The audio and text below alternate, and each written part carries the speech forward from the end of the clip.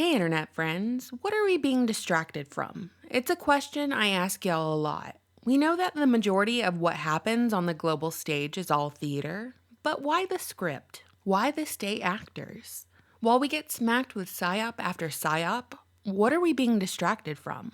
My answer is simple: the economy. Quite frankly, I think it's all about to go belly up. For the last year and some change, we've witnessed a controlled demolition of the US economy, but across the news cycle, the demolition has played second fiddle to everything else. It's like Larry Silverstein muttered, "Pull it," and here we are, only the rubble hasn't been cleared nor has the dust settled. But few actually realize this as the Fed continues to make the money printer go brr. Since January of 2020, the quantity of money has increased more than 32.9%. Allegedly, for the past year, the excuse for printing all this money is to cover the government's corona panic spending, keeping markets pumping instead of seizing up as a result of the uncertainty. Basically, the Fed falsely propped up a lockdown economy by printing money. So what does that 32.9% increase mean? It means that nearly 1/4 of the money in circulation has been created since the beginning of 2020. It means the Fed is printing more and more, putting more and more dollars into circulation, leading to inflation, which is basically just the decline in purchasing power of the dollar. As the money supply increases, so do the prices of goods and services. When it happens at such a fast rate, it's called hyperinflation. It's how you end up paying $30,000 for a loaf of bread. Not even the good stuff either. Not the stuff with the seeds and the oats on top of it. No. We're talking the Wonder Bread corn syrup stuff. That'll be $30,000, please. Now empty your wheelbarrow. Now, in June of 2021, we're still being told that the supply chain is overwhelmed. And we've seen consumer prices jump 5% in May, the fastest pace since summer of 2008. Those are the numbers they're giving us, but does it not feel much higher than 5% for consumer goods? Does anyone else here get sticker shock when they go to the grocery store? So, is the mainstream media, an extension of the government propaganda machine, honest about true inflation numbers? Even Forbes has admitted that, quote, "The government has changed the way it calculates inflation more than 20 times over the past 30 years. The way inflation levels are calculated in no way depict the reality of what's going on. And make no mistake, that's by design. To keep people in the dark, because it's nicer to watch Netflix that way." Reported in the Financial Times, Carrie Cherner, CC, a 36-year-old used car dealer in Maryland, sold a 2001 Ford F-150 pickup truck with close to 200,000 miles for $7,500. That's more than 50% higher than pre-pandemic prices. People are paying 50% more for a used vehicle to drive to the grocery store and pay for household staples that aren't necessarily more expensive on the receipt, but are slimmed down in quantity. Shrinkflation is what they call it, where the net weight of items like paper towels, diapers, and chips are less than they were in previous years, but they maintain the same cost, if not more. These folks take those groceries back to their homes, the prices of which began to rise in summer of 2020.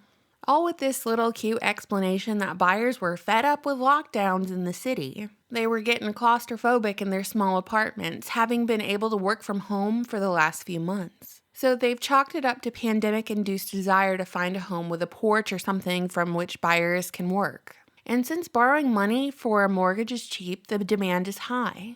But the actual inventory is low. Reports from Realtor.com have the typical asking price for an average home in the United States in May 2021 as $380,000, which is an increase of 15.2% since May of last year. But like I said, inventory is low, so if you can't buy, you can always just build your dream house, right? Unfortunately, from pouring a foundation to buying lumber to painting walls to purchasing appliances, costs have totally skyrocketed. A recent article by Bloomberg basically detailed these surging housing costs in one of the hottest housing markets in the country, which is Boise, Idaho. If you're going to go build a home in Boise, Idaho, the sale price of a 3,000 square foot home, which excludes the lot, so we're not talking about the land here, we're just talking about the home, the cost of labor, the materials, everything. The sale price of a 3,000 square foot home was $746,000 as of this spring. That's 58% higher than 2 years ago in 2019. To wrap it all up here, everything is much more expensive than it was 6 months to a year ago.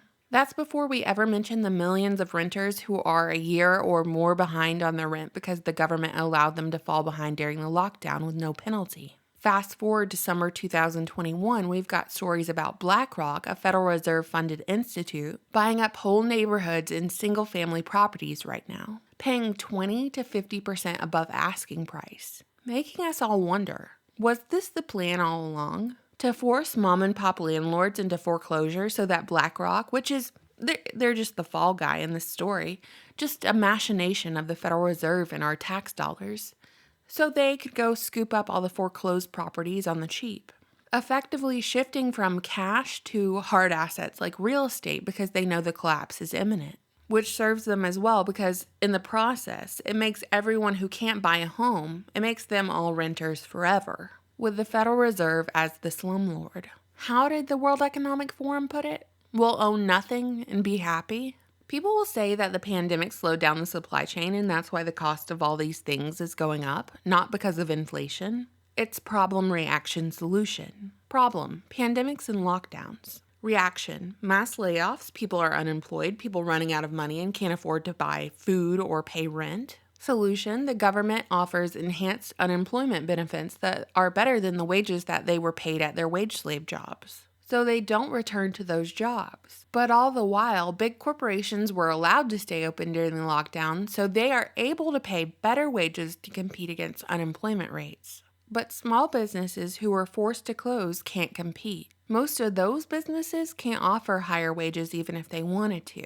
According to the Wall Street Journal, as of April 2021, 200,000 U.S. small businesses have permanently closed due to lockdown fallout. So while employees of small businesses got laid off during the lockdown, employees of Amazon, Walmart, Home Depot, just to name a few, got to keep going. And now those people who were laid off can't return to their former jobs because they don't exist anymore, making the pool of employers even smaller. Just a handful of mega corporations and their subsidiaries. The news tries to make it seem like unemployment numbers are low, that jobs are aplenty, but they're only talking about the jobs that are being restored because the rest don't exist anymore. It's not like we have a booming economy and all these new businesses are open and thriving. Nothing is being created. We're not even getting back what we lost. So what are we left with? A government who issues checks to the working class as a soft rollout of universal basic income. Incentives to stay home through enhanced unemployment benefits, so people are constantly asking and relying on the government for more and more. Meanwhile, city employees have figured out they can work from home, so those empty office complexes will do nicely for government housing in the future. As the lines between nations disappear and what we have are super cities, just as Agenda 21, Agenda 2030 foretold. They're throwing everything they can at us in order to distract from this reality. Once the dust has settled, all that will remain is big pharma, big tech, big government, retail corporations, and the legacy media. Oh, and the Federal Reserve. Lockdowns devastated the middle class. Inflation will devastate what is left of it. We watched a controlled demolition of the economy happen right in front of our eyes. We witnessed the greatest transfer of wealth in modern history occur, and we were told to stay home and stay safe through it all. Don't worry, your stimulus check is in the mail. And we were force-fed psyop after psyop, distraction after distraction. They've got us all hating each other for being pro or anti this or that, talking about vertically challenged garden gnomes, most famous for their AIDS research. Acting surprised that the U.S. funded labs in Wuhan where they went into caves some 1,000 miles away to do anal swabs on bats during the Obama era. With our tax dollars nonetheless. Thanks a lot, Obama. Am I right? Yeah, I can hardly hear the sound of the money printers over the fleeing footsteps of Harvard professor Dr. Charles Lieber and the 2 Chinese nationals, members of the People's Liberation Army, that were arrested back in 2019. Caught with vials of biological materials in their socks as they were trying to board a plane bound for Wuhan. It was later disclosed that Wuhan University paid Lieber $50,000 a month and was given more than $1.5 million to establish a lab at Wuhan University. But don't worry, Snopes told us nothing strange was going on with Lieber. They pulled out all the PR stunts and censorship for a, quote, pandemic with over a 99% survival rate. But don't be insensitive. The hospitals were overrun, they said. Just watch these dancing TikTok nurses tell you all about it during peak lockdown. How did they find the time to memorize a dance routine and find the time for the entire staff to record it? Don't ask questions. Certainly don't ask any questions about ingredients lists or short or long-term unstudied effects of injections. Yeah, the second you hear the burr of the money printers, the sound dissipates as the fake alien invasion hovers above us, suspended in the air. Promoted by every mainstream media outlet. Finally, after you've attempted to stick a magnet to the arms of all your friends and family who have received the injection, and you hear that money printer go burr in the distance, it's drowned out by Jeff Bezos rocketing himself up into space, just in time to fake his own death. Never mind, I can't hear the money printer go burr over all the raves they're having in Wuhan. Not even half a year after they were mysteriously releasing videos of folks collapsing in the streets from a big scary virus, followed by video footage of people being locked and sealed into their apartment complexes and hospitals being built in like 5 days. And I've only scratched the surface of the distractions. I didn't even say anything about Bill Gates' titty milk. We can only pray that the supply chain gets held hostage and ransomwared. But to me at least, the destruction of the United States economy and the greatest transfer of wealth in recent history should be center stage here. It's pretty dang important, even though someone right now is banging away on their keyboard trying to tell me that money isn't that important. The economy is just a distraction. Listen, the majority of the US population works a 9-to-5 job for, I don't know, the best years of their life, just to get a few years of freedom right before they die. And what do they finance their life with? How do they purchase the materials necessary to build shelter over their heads? With money, with the dollar. And that dollar, particularly over the last year, through events that might or might not have been orchestrated, manipulated, or taken advantage of, well, that dollar has lost so much purchasing power. And that's a huge deal for most of us, as the future is looking rather bleak for the dollar. And it's all because the American people, along with pretty much the rest of the world, allowed private banks with no allegiance to their nation the right to control their country's money. The Federal Reserve controls a nation by printing more and more, inflation then deflation. It's a losing game for normal, everyday people against the global banking cabal. A cabal which is more dangerous than any standing army. They're able to destroy nations with the press of a button, making the money printer go burr. They're able to deprive people of food and homes and safety, not to mention start wars and fund both sides, like a death cult, which is exactly what they are. So what do you think, internet friends? What are we being distracted from? Do you believe my theory, which is the economy or the death of the dollar? You know, I always look forward to your comments. Thank you so much for watching, subscribing, and supporting my channel on Patreon, where you can watch these videos before anyone else. Bye!